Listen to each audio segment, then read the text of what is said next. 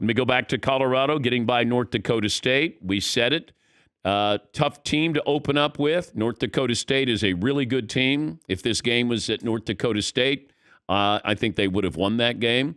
But give credit to Colorado. They did what they needed to do when they needed to do it. It wasn't pretty. It's not going to be pretty this year.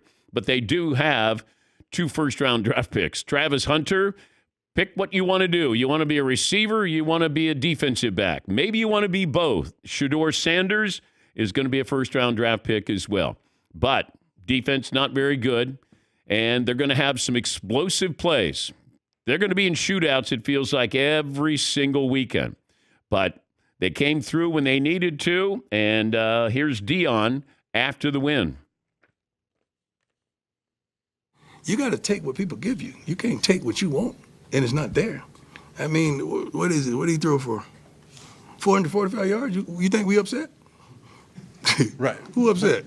So, they didn't have a running game. Well, the passing game looked pretty darn good today.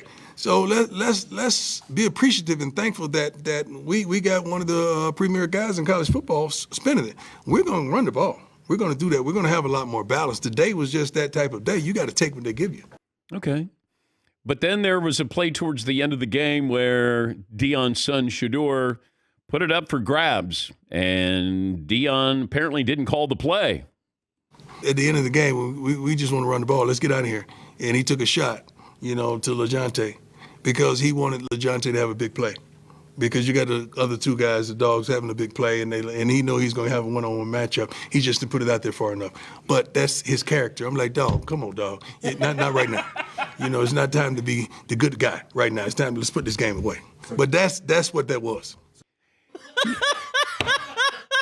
Come on, dog. Dog. Come on, dog. These are the best. Now, that explains a lot, because I'm thinking the last thing you're going to do is throw the ball. Last thing. And then he throws it, and I'm going, oh, my God. And you can see Deion's like, what are you doing?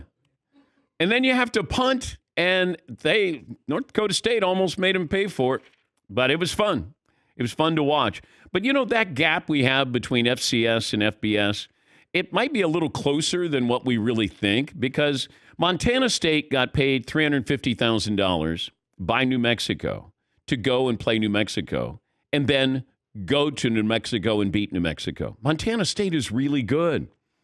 4-point win. North Dakota State, they're the second favorite for the national championship. So these are quality teams there. You have remember when Appalachian State would play and they opened up with Michigan one year and you're like, oh boy, that's not a team to open up with. And then they ended up winning in Michigan. You have that occasionally where you have these teams. South Dakota State, defending FCS champs. Now they're playing Oklahoma State in Stillwater. Oklahoma State, I believe, has 20 starters back. And, I mean, would I be surprised if that game's really close or South Dakota State won? I would not be, because they're 9.5-point underdogs, just like North Dakota State was with Colorado. Oklahoma State is better than Colorado, but these are 2 really good teams on the road. And, they need to do this. They want to schedule out of conference. They want to schedule with the bigger boys, so when they go back and they're playing in their conference, in their division, that they're ready to go. So, FCS, FBS, I know it's sometimes not as blurred as we think it should be, but there are probably 5 to 7 programs that can go toe-to-toe with some of these schools. Now, not Georgia, not Alabama, but with some of these other schools, absolutely. And Colorado taking on North Dakota State, I don't know if Deion scheduled that, but, that's one of those where you go, wait, we're open up with them? That's one of those where you go, well, even TCU. But Colorado would get these games because people probably wanted to schedule Colorado because they weren't very good. Now, with Colorado getting a little bit better, and you certainly saw that last night, the schedule is going to change where maybe you don't take chances like this. But give credit, Colorado ended up winning the game, and Travis Hunter is probably the leading candidate for the Heisman. The month of September, he is the Heisman frontrunner so far, only because the other frontrunners, the favorites, haven't played. But he's great. And I'm looking at the number of plays that he was involved in. He played 129 snaps, 57 on offense, 72 on defense. Wide receiver, defensive back, corner, safety, a linebacker at one point. Pretty remarkable. I mean, the best player on the field.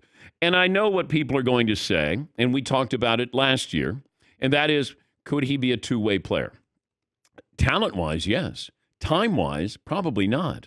Because you have to be in the receivers' meetings, offensive meetings, and then you'd have to be in the defensive meetings.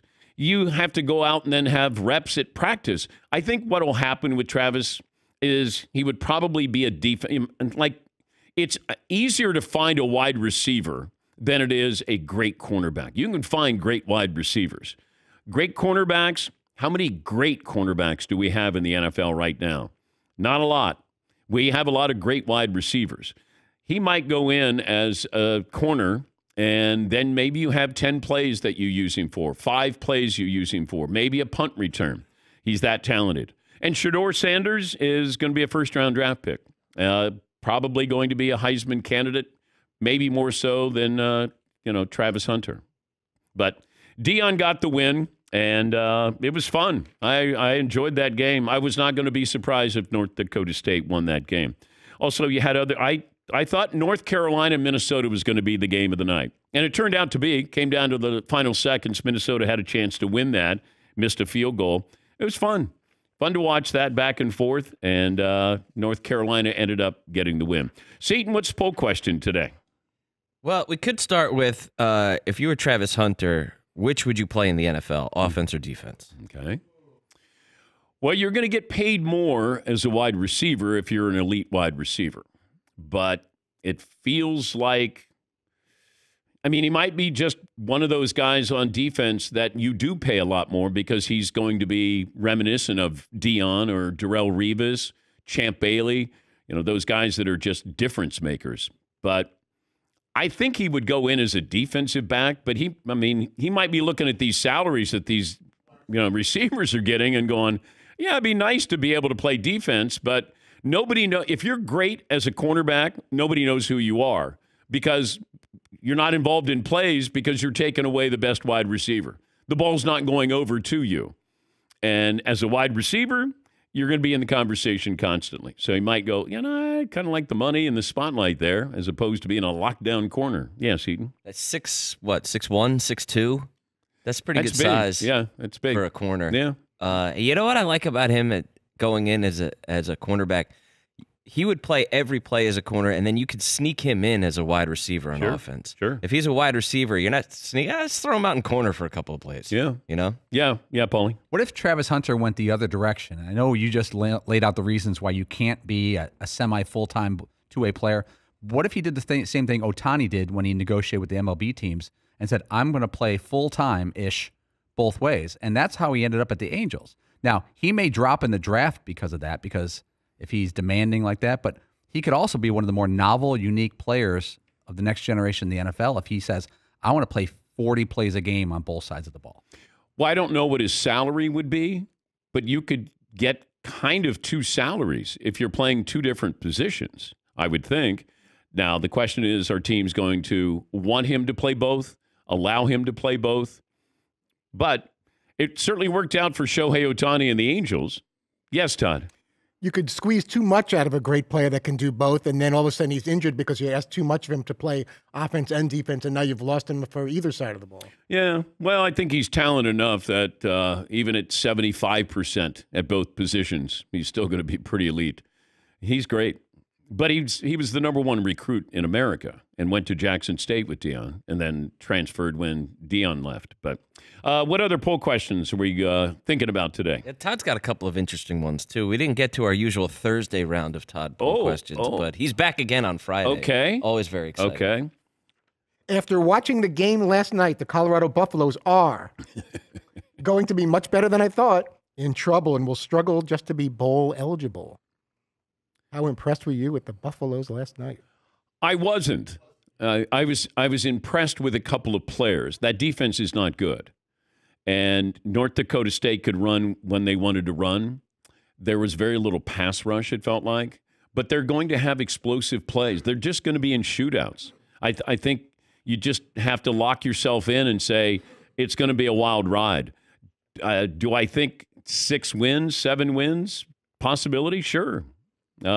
Just because you have a great quarterback and you have a couple of great wide receivers. And Deion says they're still going to run the football, but with his son as the quarterback, changing plays in the line of scrimmage, I mean, who knows?